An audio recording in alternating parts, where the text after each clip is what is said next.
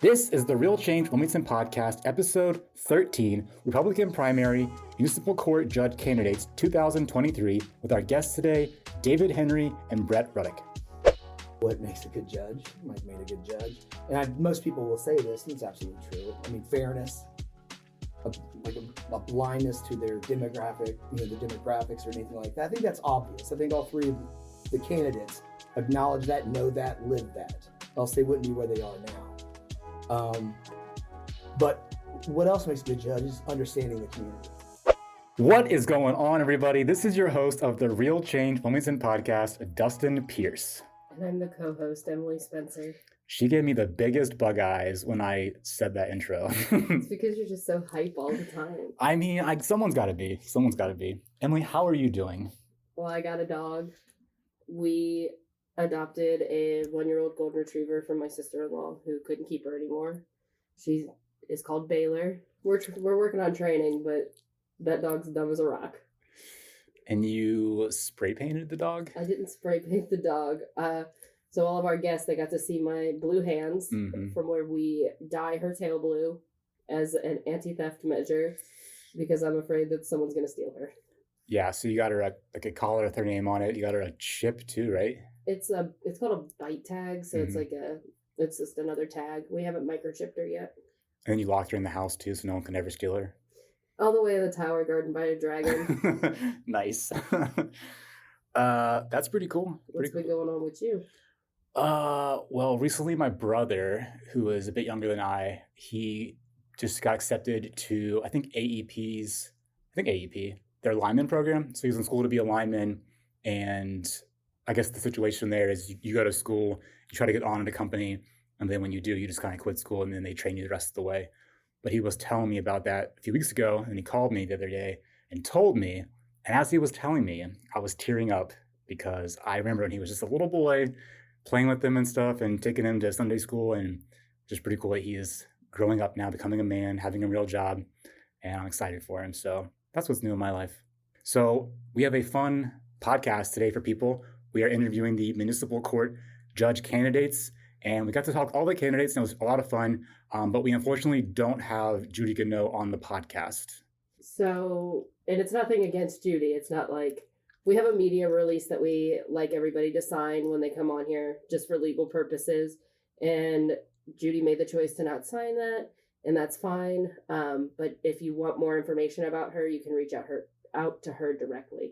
Yeah, we did make some concessions on our media release form, but it got to a point where we just decided that we wanted to be, we didn't want to show favoritism between our guests, so we kind of stuck to our guns.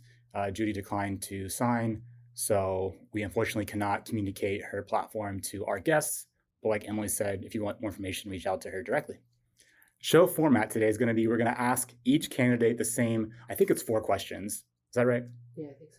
So we're going to ask them the same 4 questions, and I think we give them about 7 minutes each to answer, and then we'll go to the next candidate. We're going to start with David Henry, just alphabetical order, and then go to Brett Ruddick and end things out. So with that, let's bring in our first guest, Dave Henry. All right, David Henry, welcome to the Real Change Wilmington podcast. Thank you very much. Glad to be here. Yeah, I'm excited for this. So we're going to ask you 3 questions, and you have 7 minutes each. Emily, do you have the timer up? Can he see that? Yes. Okay.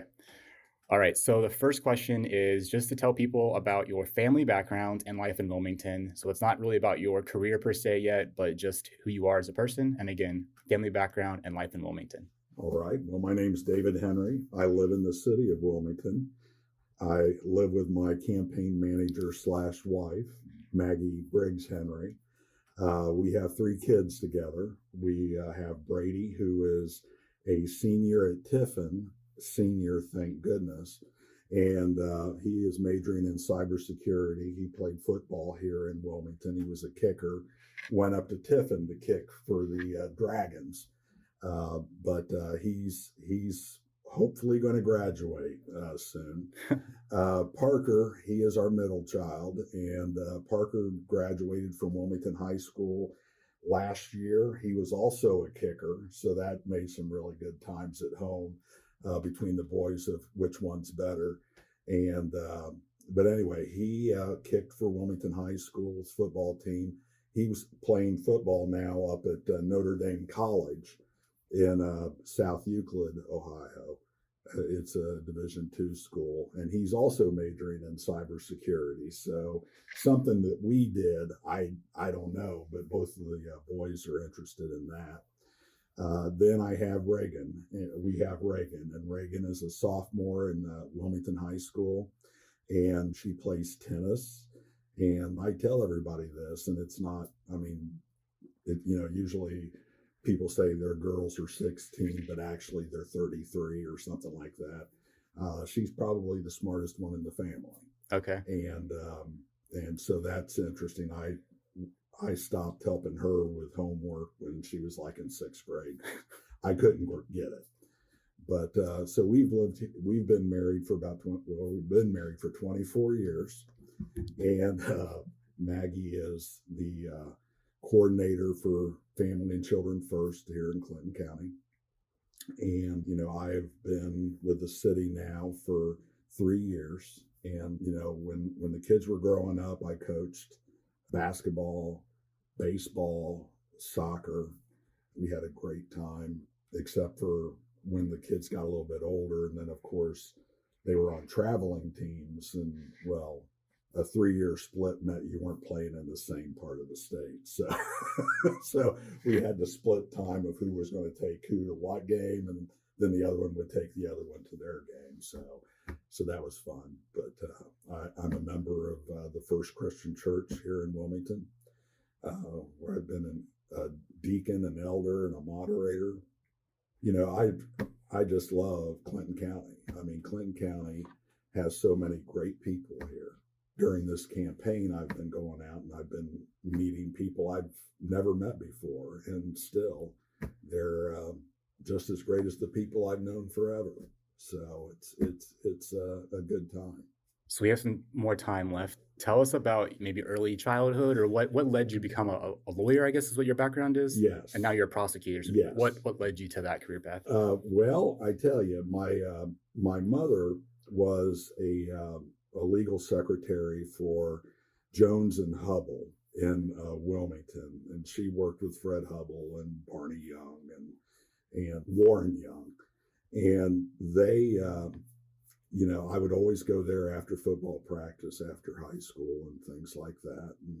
And I graduated from Lebanon High School. Same. How about that? Yeah, nice. Go Warriors. Yeah. So I would go uptown, and their their office was on top of Lebanon Citizens downtown there at the corner. And I would just see all these people coming in, and Hubble and Youngs were just great people. And they really tried to help people and everything. And not only that, my dad, who was my high school principal, so that's kind of the reason I'm the way I am today. But he always said, you'd make a great lawyer because you just argue about everything. So it's like, there might be something there.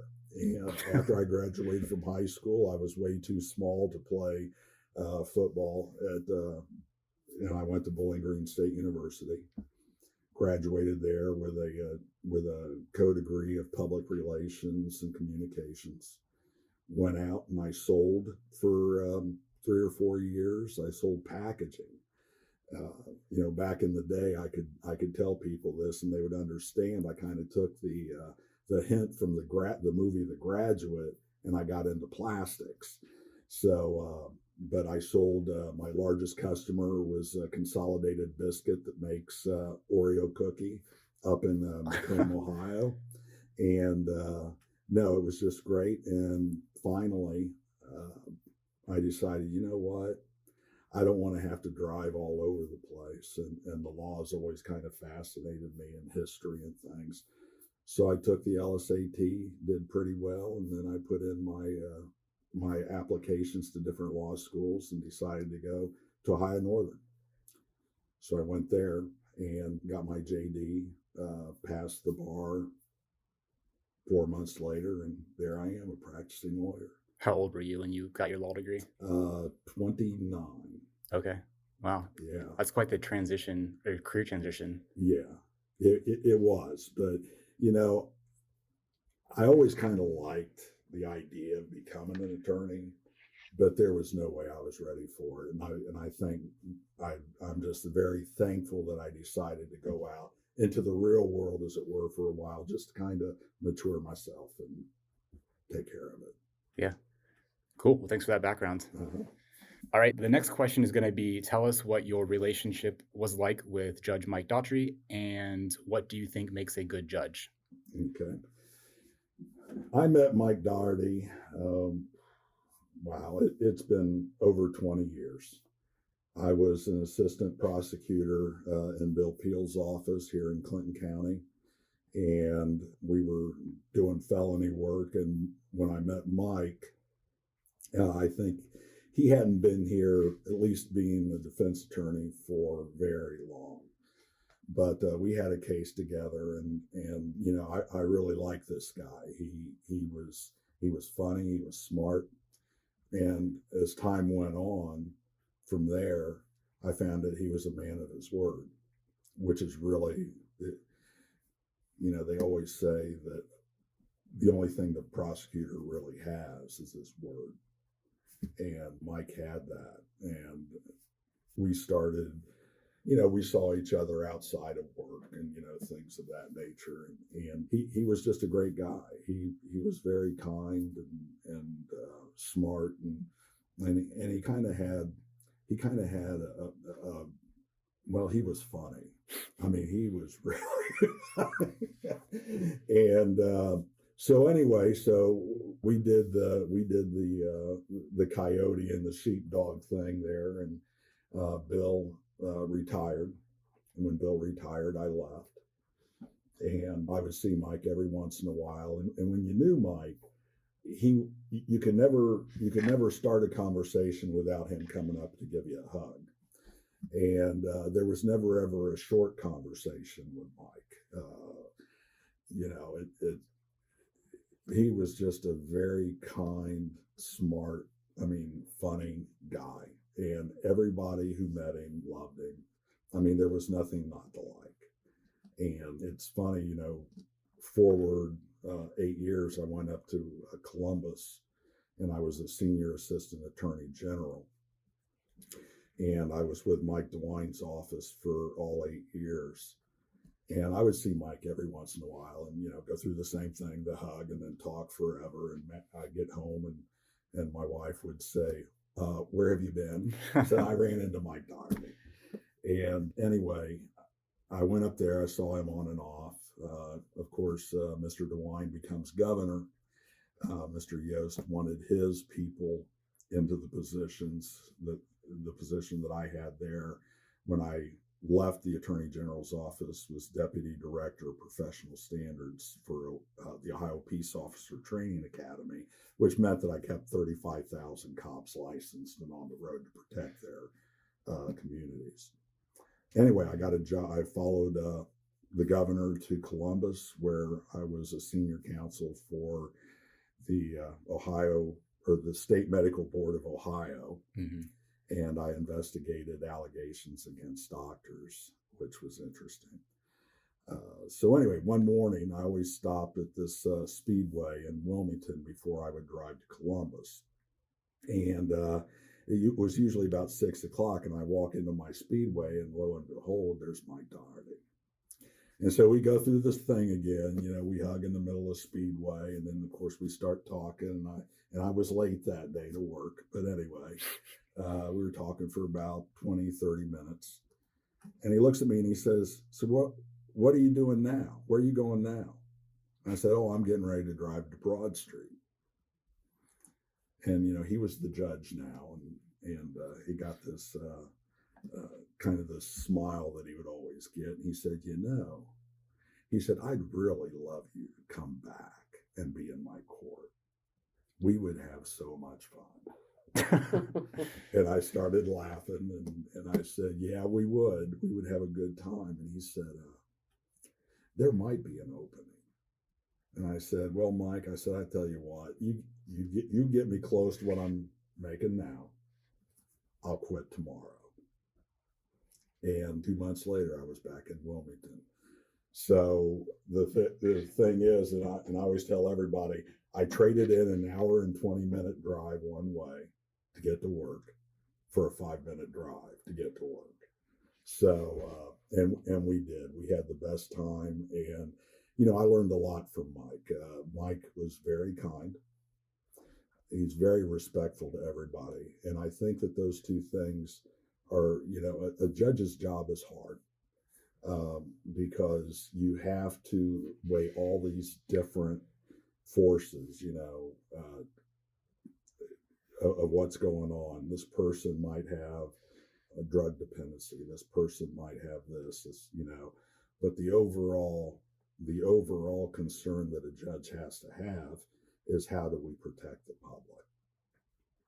And Mike was very kind, and he and I, we had disagreements at different times, and fortunately we had that relationship that we knew that we could say whatever we wanted to each other, and we usually did. And but at the end of that conversation, it would be just the way it was, and we both had a job to do. So, but in any event, he was the judge, and I thought he was a very fair judge. I thought that he made some great decisions. Questioned a couple of them, but again, he knew what he was doing, and he did a good job. Great guy. Very good. So you have 30 seconds left. Okay. Do you want to just recap for us what makes a good judge? You kind of touched on it, but just recap again. Okay. What makes a great judge is I think that the most important thing that a judge needs to keep in his mind is that you need to protect the public from the offender and others. You have to do that, because if you're not protecting the public, then we have problems. And I think that you need to be fair, open-minded. I think that you have to be able to make a decision. You can finish your thought. Finish your thought, yeah. Okay. I think you need to be able to make a decision quickly, keep the docket moving, and be respectful, because you don't have to, I've seen judges where they're not really respectful, and it's not a good situation for anybody. Mm-hmm. But you have to be respectful of everybody who comes in there and provide equal justice under law. Yeah. Regardless of who you are, what you look like, they need to be treated the same as everyone else. Okay. Thank you. That was a good answer. Thank you. Yeah. All right. So last question is, what is your legal experience, and tell us why you are running for judge? Okay. Well, I am running for judge because I believe that that we have a problem here in Clinton County. I was a felony prosecutor with Bill Peele. I was with him for 8 years. So I prosecuted there. When Bill retired, I left. I went to the Attorney General's office. I was on in the Criminal Justice Section Capital Crimes Division. As a part of that, I've tried cases in federal district court, and I argued in front of the Sixth Circuit Court of Appeals down in Cincinnati for the federal appellate division. That was a great experience. I think I've learned quite a bit from there. What makes a great judge? There's actually some federal judges that are just great people and great judges. So, but no, that was good. And like I said, I ran into Mike. He wanted me to come back. I think the county deserves someone who has an extensive experience in all types of courtroom settings, cases, actually getting up and having to think through strategy, know the rules of evidence, actually has been in that court for every day for the past 3 or so years. The other two candidates don't have that. In any event, this is a county worth saving, and we have a lot of problems.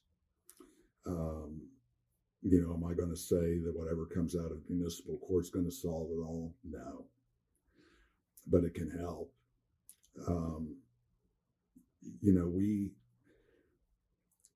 I think when you drive through Clinton County today, as opposed to what it was 5 or 6 years ago, it's changed dramatically. We have a lot more people here. We have people who go up on other people's properties quite frequently. We have people who like to steal. Not just from the Walmarts, not just from the Ollies, not just from TSC. And I say that because I was working on a case about a TSC theft. This is coming into our neighborhoods. And it's not just in the city of Wilmington, it's in Blanchester, it's in Sabina, it's out in the county. There are people who think, I'm thinking that maybe, because you have such and such, I deserve that too. So I'm just going to take it. And,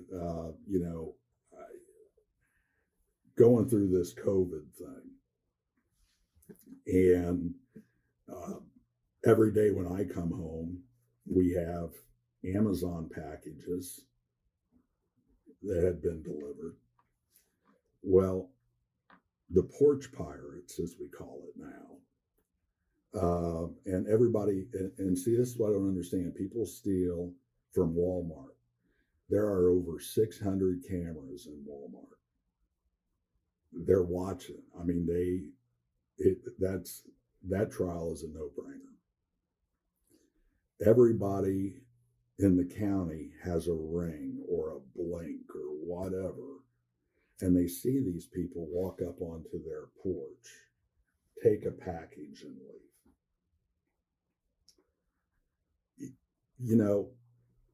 The Wilmington that I remember, I had family, very close family members, and from Maggie's side, that they would leave their doors unlocked and not even think anything about it. And most of the time that's fine, but in today you can't do that. Not saying it was a great idea at the time, but you can't do that. I know that my family's also been a part of this problem. I told you that my boys were both kickers, meaning that mom and dad had to buy them footballs, and not the composite footballs, because it feels different when it hits your foot between leather and composite footballs, which increases the price dramatically. We had about $800 worth of footballs that were stolen. We had, Parker had a bicycle before he could drive a car that he would ride everywhere. I mean, he was literally all over Wilmington. Somebody stole his bicycle. And that's not right. There's been an argument, and I've heard it, about the homeless. Well, there's a couple of things. Number one, I believe that there are two types. My Bible tells me that we will always have the poor and homeless. Absolutely. And those are the people we need to help. We did it when Airborne went out, because that was a watershed moment. And it was an abysmal moment, because our friends, our relatives, people we knew, they were losing jobs, they were losing houses. That was a problem. And we as neighbors, as friends, as family, as believers, need to help those people. But then we have the other people.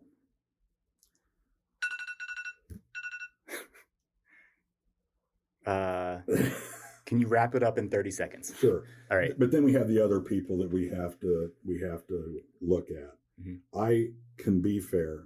Mike Daugherty told his dad that I was fair. So I feel pretty good about that. But I can be very respectful. I can keep an open mind. There are cases that come to me now that I say, no. Well, what can we do? I say, well, you already did this. That's bad. No. I can, make sure that people have their constitutional rights protected.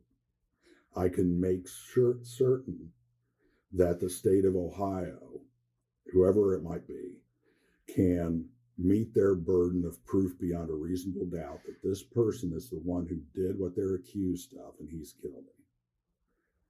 Because I can tell you that there is a litany of cases when I'm in the middle of a trial that I've looked at Mike or whoever, one of the 15 judges we've had since Mike passed, and say, let's just stop this now because I lost. I can't do it. But once all that is connected and the defendant has had his constitutional rights protected through every stage, and the state has proven their case beyond a reasonable doubt, I can guarantee you, I can't tell you exactly how I would rule on any case, but I can guarantee you and everybody in this county that I have absolutely no problem with following the purposes and principles of misdemeanor sentencing. Let's end it there. Is that okay? But don't you want to know what it is? Oh, I thought you told us. We're going way over on time. So to be respectful of other candidates, we got to wrap it up. But okay. Can you real quick. Final thought. Yeah. And that is to protect the public and punish the offender. I'll do that. Yeah. Thank you. All right. Well, thank you, David, for your time. I appreciate it. Absolutely. Glad to be here. All right, Brett, welcome to the Real Change Wilmington podcast. Thank you for having me. Thank you for validating our existence by being here today. I think you guys are doing a great job, like I mentioned. It's good to he listens to us. Oh, yeah. I've listened to every single one of them. Thank you, sir. Appreciate it. So we're going to ask you the same 3 questions that we've asked all the judges. And the first one is, tell us your family backgrounds and about your life in Wilmington. And we'll give you 7 minutes to answer. Oh, wow. You don't need to take the whole 7 minutes. Whenever you're done, just let us know and we'll move on. Okay.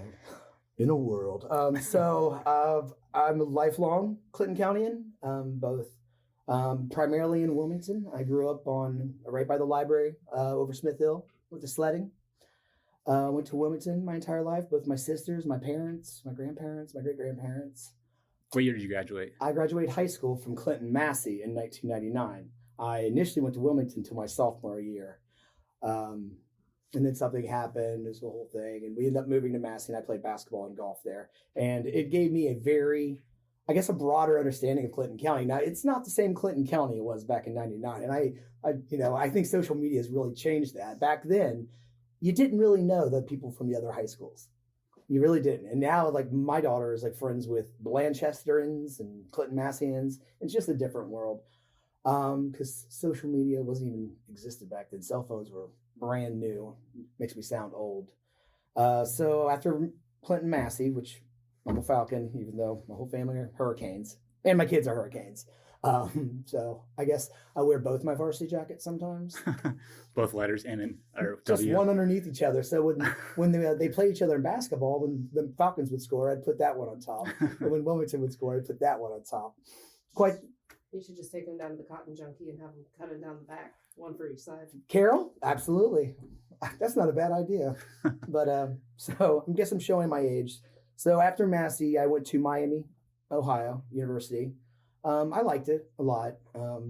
I used to think that I was, well off, and I guess I was. But when I got there, I realized everybody went to private schools and their parents had helicopters. And it was just kind of like not a rude awakening, but I'm like, man, the poor guy here. And so it was different. And after 4 years, then I got accepted into College of William and Mary Law School in Virginia, which is in Williamsburg, and one of my favorite places in the world, especially if you enjoy history. So in 3 years, I was graduated William and Mary, decided I didn't want to be a lawyer, moved to Chicago for 2 years, realized almost immediately traffic wasn't my thing. So ultimately, I got a call saying my best friend from home had died from a heroin overdose. And that pretty much was my catalyst to come home. And I came home in 2010, studied for the bar, passed the bar. And so I guess that would be my family or my background. So you said at one point law wasn't for you, then you went to Chicago, and then you decided law was for you, got past the bar? I decided I ultimately, this was my skill set, and it makes sense to at least access that and utilize that. Now, when I was in Chicago, and it was only 2 years, it was as a legal consultant. Not really a legal consultant, but I worked in a consulting firm that dealt with discovery and lawsuits. So it did relate. Okay. And what did you do when you got back to Wilmington? Studied for the bar exam. I lived with my parents for 10 months. And then once I passed the bar exam, I moved on to one of my favorite people in the world, Bill Peele at Peele Law. And then I was with Peele for 3, learning a lot about law, Then decided to go out on my own, especially when my first boy, not Kenna, but my first boy, Ryan, was born, at which point I created Rudduck Law Office, which I primarily did. I tried to do, I guess, collaborative things, not contested, life's too short to do, very petty contested child, type or child custody type issues. So I would do dissolutions, that type of stuff. And then I started getting into criminal defense work. And for the next 4 or 5 years, I primarily did criminal defense work. So I have a broad understanding of that side. And then about 2015, Mike Daugherty won the special election. And subsequently, he was the solicitor for New Vienna and Clarksville. And he, both nights, on one single night, he drove me to New Vienna and he said, here's who you're going to hire as your next village solicitor. And then he did this. We went to Clarksville and he goes, here's who you're going to hire. Now that just shows how much respect they all had for him. Mm-hmm. And it meant a lot to me, and I will never forget it. And that's why he's always been that, So at that point I became a prosecutor. As their solicitor, I represent them in other legal matters, local legal matters, and also any prosecutions related to misdemeanors that occur in their village. So at that point I had to start stepping away from criminal defense work. Then in 2016, I became the city law director for Wilmington. It was my first term. And at that point, I could no longer do criminal defense work because I was an agent of the state, officially as elected law director. And I've been in that position ever since. So 8 years I've been the city law director for Wilmington. So Rudduck Law doesn't exist anymore? It does. I still do occasional. If somebody doesn't have a lot of money, I will do their dissolution so long as they all agree on everything. Mm-hmm. It saves them time, saves them money.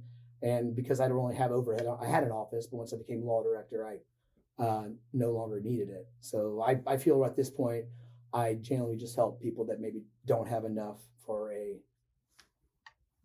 actual, I guess, an attorney with a brick and mortar. Okay. But all non-contested. I cannot deal with contested stuff. So our last question is going to get into more of your legal experience, and we kind of talked a little bit about that right now. Can you tell us the story of how you met your wife, maybe? How I met my wife? Yeah. 2010 or 9, my grandma had passed away that day. So I went to listen to Section 8 at RIP McDee's Pub. You know where McDee's Pub is? Yeah, by Sam's. They had great outdoor patio. Anyways, I just saw her across the way. She was with a mutual friend named Justin McVeigh. And ever since then, that's it. That's awesome. She's from Indiana. Indiana, I was going to ask where Farm she's from. girl from Indiana. Nice. Very cool. And so Indiana is now my 3rd favorite state behind Ohio, Virginia. Okay. Nice. Even though it's not. It has to be. Yes. For marital bliss. Are we good on time? 24 seconds. All right. Well, cool. Thanks for that background.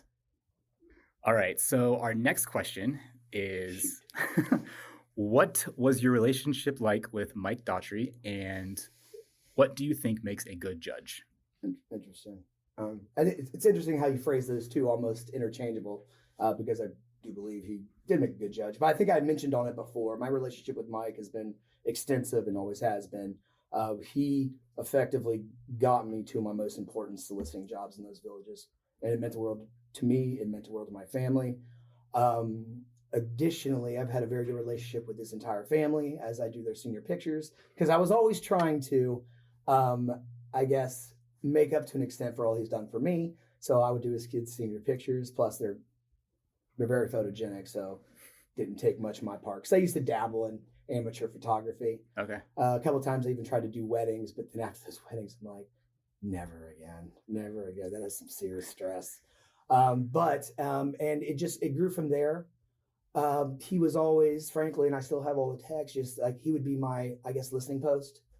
And sometimes I even want to text him now because a lot of ordeals are occurring around the community, a lot of differing opinions, a lot of angry people. And he was always someone that I could message and he'd be like, slow down, calm down. And then when the day, my father called me at 6 a.m. and said that he had passed. And I was just like, it reminded me of when my father called me when I was in Chicago. And it was just not, it was overwhelming at that point. And all I could think about was his family. And so I guess segueing into what makes a good judge, Mike made a good judge. And most people will say this, and it's absolutely true. I mean, fairness, a blindness to their demographic, the demographics or anything like that. I think that's obvious. I think all three of the candidates acknowledge that, know that, live that. Else they wouldn't be where they are now. But what else makes a good judge is understanding the community. Again, I've been here, except for college years and 2 years in Chicago, my entire life. In fact, 32 years ago in April, I was baptized here. This has been my home church since I was 4 years old. And so we are recording at Wilmington Church of Christ, but not affiliated. Just I put that out there. But anyways, go ahead. Good disclaimer. Anyway, so sorry to say that. I didn't know. No, it's fine. It makes sense because I guess you would have to clarify. It could be anywhere. I think there's some sport where I got baptized. I think there's some legal issues with like political stuff in churches mixing, but oh yeah, we're not in front of the congregation right now. We're just in a room. Not only that, but you're offering pretty much the entire political gamut. It's yeah. Yeah, it's more of a repository for anybody, and that's what I appreciate about what you guys are doing. Sure. So this is where my turbo gets me in trouble. Where are we? You were. Oh yeah. Born and raised, talking about what's important, what makes a good judge. And obviously the fairness, the impartiality, I guess a firm understanding of what is required is important. But in a small community, and Clinton County is a small community, but it's actually a set of a bunch of smaller communities that are very distinct and very different. And sometimes as the law director for Wilmington, I know that Wilmington gets a lot of the attention, a lot of the focus. And as the solicitor for New Vienna, Clarksville, Martinsville, Port William, and Wilmington, every month for hours, I'm there living it, understanding what their specific and very unique issues are. And trust me, they are different and they are unique and they are specific. And so as a judge, I'm able to take that into consideration, especially when it comes to more of the quality of life crimes or just in general understanding this person is from this community, and the sentencing approach, mine would, and I think any judge should accommodate those differences. You just can't have a one-size-fits-all approach. And I think a good judge understands that, if that makes any sense. Yeah. Accessibility. I would say accessibility. Just being able to, like, you mean outside of the courtroom, accessibility being able to talk to. Okay. The judge wears the robe. But another thing about Mike was how accessible he was. He could be in his Billy Bob suits at General Dollar. I'd run him to there, and people would talk to him and he would listen. And it's important. That's why even me as the law director and all these things, everybody has access to my cell phone. Everybody. And they still will. I'm the judge. Nice. So it's nice to have that reverence, your honor or whatever. But it's also nice to be a part of the community. Yeah, for sure. Well, thank you. All right. Last question. I yield 2.5 minutes. Oh, wow. So 2.5 minutes. What is the solicitor? Can you explain that? Because you're not like soliciting drugs or anything bad, right? It can sound negative. That's a weird about that. How about I change it to law director for Village? Okay, yeah. As a solicitor, I am responsible for all their legal matters. And I'm going to tell you, in the smaller villages, if you go to a Wilmington council meeting, they have a process. They follow Robert's rules. Everything is pretty much not pre-planned, but there's an inertia there. And that's why you even asked where I was within that context, I'm pretty quiet. Mhm. That's because there's pretty much everything's laid out. Now, the smaller villages, there's just local people caring about their community, getting together in a semi-formal environment where a lot more questions are asked for me. I speak much more. And because it's always like, can we have chicken coops here? Or how can we amend this ordinance? Is this junk car? And so I'm constantly talking. And that's the difference between the villages. They're just, because they're just so much smaller. And somebody attended Port Williams last night, and they texted me just as a visitor. He goes, it's amazing how much they get done or try to get done without even having a real operating agenda. And he was really excited about that. And there's truth to it. Port Williams is pretty small, right? Huh? How small is Port Williams? 400, 500 people. Okay. Mm-hmm. I drive out there sometimes to go to the dam. I drive out there to go to the milk shed sometimes. The Jersey. It's beautiful. Yeah, it's nice. Again, but it's a distinct community. Yeah. It's, and it's far different than Martinsville, which is its own distinct community. And again, I have a very firm and probably unique understanding of all those different contexts. Yeah, with your current role even. Yes, and solicitor I'm just their legal counsel, but I also prosecute all their misdemeanors in Clinton County Court. Okay, very cool. So village law director, south there solicitor. Yeah, all right. All right, Brett. So last question is, what is your law experience and why are you running for judge? I think we hit upon that as part of the earlier questions, but I guess I'll reiterate. My law experience is 2006, law graduate of William & Mary, Virginia, Williamsburg. Then ultimately I went to 2 years where I did related work in Chicago related to discovery and that type of process, which is important to understand, especially within the civil litigation context. I came home, I studied for the bar, and interestingly enough, I had been out of law school 2 or 3 years before I even prepared for the bar. So I remember getting the prep documentation, like, I don't even remember what the tort is. And it was like one of the main things. So that was an interesting time period. Sounds hard. Once I passed the bar, I went directly to, and God love him, God bless that entire firm and all the people that have always been in it, and as it continues to run, is the Peele Law office, where I was for 3 years. I primarily did civil stuff, in evictions, defending against evictions, all types of manner of stuff in that regards. State, a lot of farm contracts, not the most exciting stuff, but stuff you need to learn, especially as a general practitioner in a small community. You will not find niche attorneys here. When did you start there? Sorry. 2010. And at 2013, as my son was being born, I decided I kind of wanted to move out, especially because I wanted to do criminal defense work. Bill was a prosecutor at the time, and he felt there was a conflict.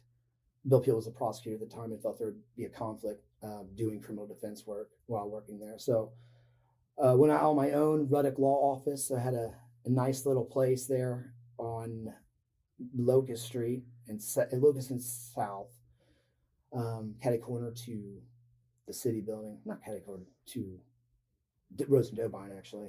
Anyway, so started there. LT Land is? Across the street. Oh, okay. I think it's like Angels. Oh yeah. Yes. Sure. Okay. Yes, and I loved having it. Whenever my wife would get mad at me, I would bunk her up in there. Which never happened, right? It happened. Oh, okay. It happened. Sorry. So at that point, I became more dedicated to criminal defense work. One of the interesting things is the court appoints public defenders to a lot of people. There are oftentimes so many conflicts with our actual public defender's office. So they appoint local attorneys. And so that's where I got many of my felony and misdemeanor appointments was through the court. You learn a lot. And it gives you a very nuanced, I would say, again, particular perspective on just the entire process of judicial prosecutions. So I'm doing that for 3 years. That's when I became a solicitor for those villages and started becoming a prosecutor. So I got to see that side. And since 2016, when I became the law director for Wilmington, I can no longer do criminal defense work. That's when I focus primarily on prosecution, which I still do to this day. And as I mentioned, my legal experience with the villages, I've been the village solicitor for New Vienna since 2015, Clarksville 2015, Port William, I believe 2017, and Martinsville 2019. And again, the experience related to drafting all their ordinances, all their legislation, dealing with all their local issues I do believe that my experience is unique in that approach, and I think that's what separates me partially from the other wonderful candidates. And I do say wonderful. So you mentioned, I think, before the podcast that you are in a current public service role as the law director, and you are running for judge.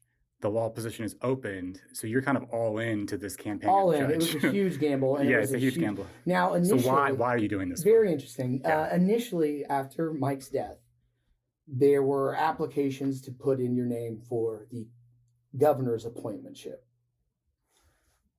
So the other candidates did that. I did not, because ultimately it was too close to Mike's death, and I felt that it should be the electorate that makes that decision, not the governor's office. Ultimately, I believe the governor agreed with me and declined to appoint somebody. So I think I lost my train of thought. I'm sorry about that. No, you're fine. So we were just talking about how you were all into this. All in, judge. yes, all in. So at that point, they created a special election. Mike Daugherty's seat wasn't up until 2017. The law director position every 4 years was up this election. So I had to decide. I took out 2 petitions, but I knew the whole time that I was going to have the judge candidate one signed. And talking with my wife and my family, we understood the gamble that it was. But I think it also expresses or demonstrates how important the position of judge is to me, that I'm willing to make that gamble. Yeah. And then did you touch on why then you're running for judge? It's just, I hate to say this, but my father's been a judge for 40 years. I know people talk about good old boys or new blood or old blood, but nobody bats an eye when a car mechanic's son becomes a car mechanic or a farmer's son becomes a farmer. I don't think it's any different. So it's always been something, I guess, invested in my mind, or It's who you are. just a part of who I am. And I think a part of me always saw myself as that. And I've had some growing up to do. I can't deny that. And so it was, I'd say in the last 2 or 3 years where I started to realize that maybe this is something for me. And I would say that the primary reason I want to, or why I would be a good one, is the stuff that we've already discussed. And obviously you don't want me to reiterate what I've already reiterated. Well, it sounds like Judge Daugherty had a lot of faith in you if he just went to the different Uviana and stuff and just said, hey, this is your guy. Absolute faith, I would say. So, yeah, that says a lot about who you are, I guess, too. So, especially as related to him. And I appreciate that. And that's true. And again, that's why his family's so important to me, because that meant a lot. I went out on my own. I left Peele Law. So it was very, very important for me to receive, I would say, I definitely didn't earn them. I've earned them now, but at the time, to receive those village law director positions, not solicitorships. How much time do we have left? 30 seconds. Anything else you want to say before our time is up? Thank you for having me. Yeah. I think you guys are doing a wonderful thing. And the reason is you're listening to the people in the community. You're letting them speak, and you're not, I guess, attacking them or leading off on a charge. And you just want to get to know. Yeah. And I think it's amazing. I think everybody is going to be willing to talk. Yeah, I've been excited to hear people. It is fun because we do have strong opinions, but we have to humble ourselves to be okay, these are the opinions out there, and who are you? And we've been really, I think, surprised about, even if we have a strong opinion against someone, just because it's in the zeitgeist of the community, actually talking to them, it just breaks all those barriers. People aren't malevolent in general. They have their own understanding of, nobody says, wakes up in the morning, I'm going to be mean, I'm going to be mad to people, I'm going to go after you. They all think they're doing what's right. And the thing that you need to understand is how to negotiate that when people aren't right, or if that makes sense. I think so, yeah. So I think this week might do a really good job. Okay. Well, thanks for your time. I appreciate it. All right. Bye. Bye. Well, that's it for our podcast today. Thanks for tuning in. And if you want more awesome content, we are going to release our interview with the mayoral candidates here soon. So it's going to be a blind debate where we ask the same questions to each candidate and go back and forth for a response. And then we will also sit down and talk to the staff and administration of the Wilmington City Schools to just get some more insight on their efforts to improve discipline and curriculum academics, as well as get an inside scoop about where their finances are going for this new school levy they're going to have on the ballot. Anything else, Emily, we should talk about? Well, if you haven't seen it around town yet, we do have a newly released print edition. It's about the same size as a newspaper, but opens like a magazine. we have put them in some local businesses and waiting rooms, and we're dropping them off. So if you did not get one, haven't seen it, and you do want one, you can always drop by 100 West Main Street and we'll give you a copy. Yeah, and we're going to see how it goes. Obviously, this was our first time ever doing something like this, so it was a huge learning curve. Hope that you receive that with grace, and please give us any constructive feedback that you have for us. And we hope to continue to make this thing awesome and to put it out on a more frequent basis. So with that, I'm Dustin Pierce. And I'm Emily Spencer. Keep it real, Wilmington.